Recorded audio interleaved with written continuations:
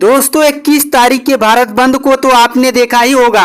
21 तारीख के supreme court के SC/ST रिजर्वेशन में वर्गीकरण के मामले में दलितों ने भारत बंद किया था, जिसमें बहुजन समाज पार्टी की सुप्रीमो बहन मायावती जी का बड़ा योगदान माना जा रहा है। BSP सुप्रीमो मायावती जी और भीम आर्मी के मुखिया चंद्रशेखर आजाद के सहयोग से पूरे भारत में चक्का जाम किया गया। 21 तारीख को बड़ी संख्या में दलित समाज के लोग पूरे देश भर से सड़कों पर उतरे थे और भारत बंद किया था। उन्होंने अपनी ताकत को दिखाया था।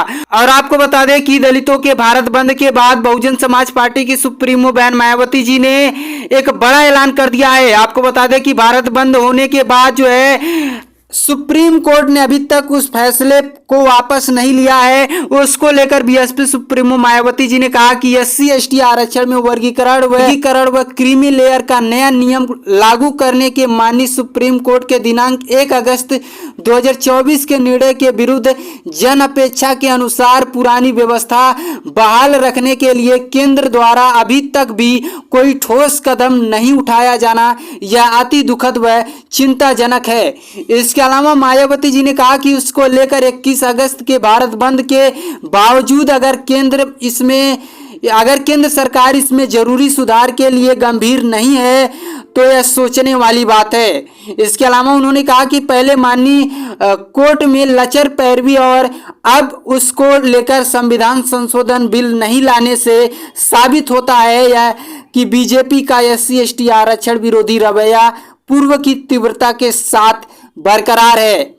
दोस्तों इसके अलावा BSP सुप्रीमो मायावती यही नहीं रुकती हैं। आगे वो कहती हैं कि इस मामले में कांग्रेस, सपा व इनके इंडी गठबंधन की भी चुप्पी उतनी ही घातक है।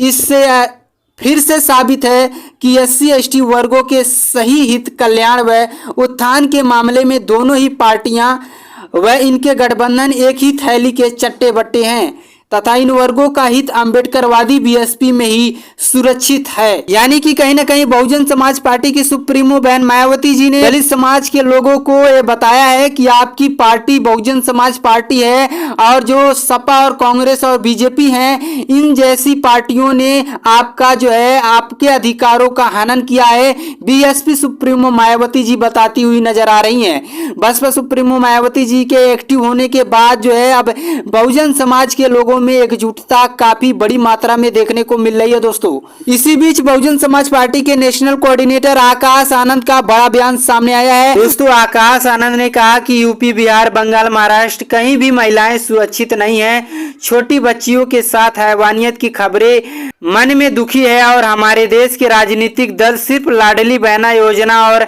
खटाखट योजना के जरिए वोट की राजनीति में व्यस्त हैं। इन सरकारों के पास केवल लफजियां हैं। ऐसा लगता है कि इस सिस्टम में बेटियां असुरक्षित रहने के लिए मजबूर हैं। मुझे गर्व है कि इस मुद्दे पर BSP की सरकार में सबसे प्रभावी कार्रवाई की गई है। आदरणीय बहन कुमारी मायावती जी ने देश में सबसे पहले महिला थानों की शुरुआत की थी ताकि महिलाओं के साथ अपराध करने वालों में भय कायम रहे और महिलाओं में सुरक्षा की भावना बढ़े। आज भी देश में बहन जी के शासन को सुशासन और अनुशासन की मिसाल के तौर पर देखा जाता है, जो केवल बहुजन समाज पार्टी की सुप्रीमो बहन मायावती जी के शासनकाल में संभव हुआ था और बहन कुमारी मायावती जी के शासनकाल को हर कोई आज याद कर रहा है। दोस्तों दलितों के साथ राजस्थान, मध्य प्रदेश और उत्तर प्रदेश में लगातार अत्याचार की खबरें आ रही है, जिसको लेकर आकाश आनंद ने खासकर महिलाओं की आवाज को बुलंद करते हुए नजर आ रहे हैं।